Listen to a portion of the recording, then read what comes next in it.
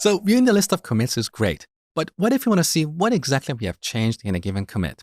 That's when we use the show command. For example, let's say we want to look at the content of this commit over here. We type git show.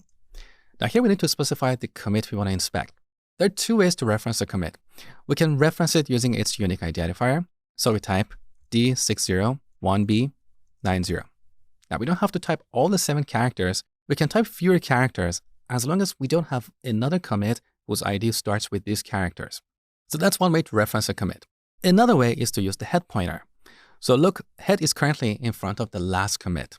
So to view the last commit, we can type head, or to look at previous commits, we can type a tilde and then specify how many steps we want to go back. So if we type 1, we start from head, which is here. We go 1 step back, and this references this commit over here. Let's take a look.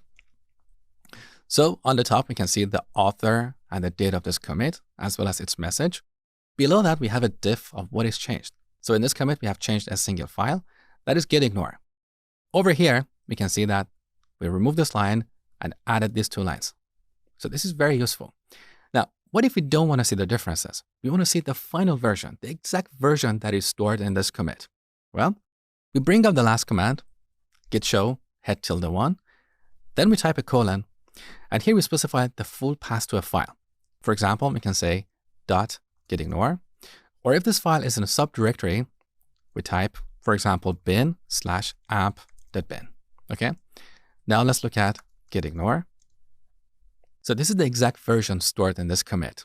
Now, earlier I told you that each commit contains a complete snapshot of our working directory, not just changes. But when we run the show command, we only see the differences, what is changed. What if you want to see all the files and directories in a commit? Well, for that, we're going to use a different command. That's called lstree. Now, why is this called a tree? Well, a tree is a data structure for representing hierarchical information. So in a tree, we can have nodes, and these nodes can have children. Now, a directory on the file system can be represented using a tree. Because each directory can have children, these children can be files and other subdirectories. If you want to learn more about this concept, you should take my data structures course. So lstree means list all the files in a tree. Now here we specify the commit we're interested in, head tilde1. And now look, these are all the files and directories stored in this commit. So we have gitignore.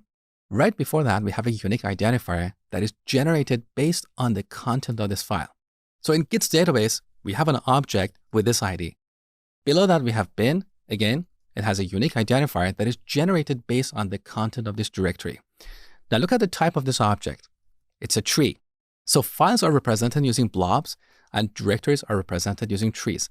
All of these are objects that are stored in Git's database. Using the show command, we can easily view an object in Git's database. For example, if we type git show and then specify this unique identifier, or we can type only the few characters, as long as there is no ambiguity. So here's the content of our gitignore file. As another example, let's look at this object, this tree, the bin directory. So git show 64629. Here we have a tree. In this tree, we have this file, app.bin.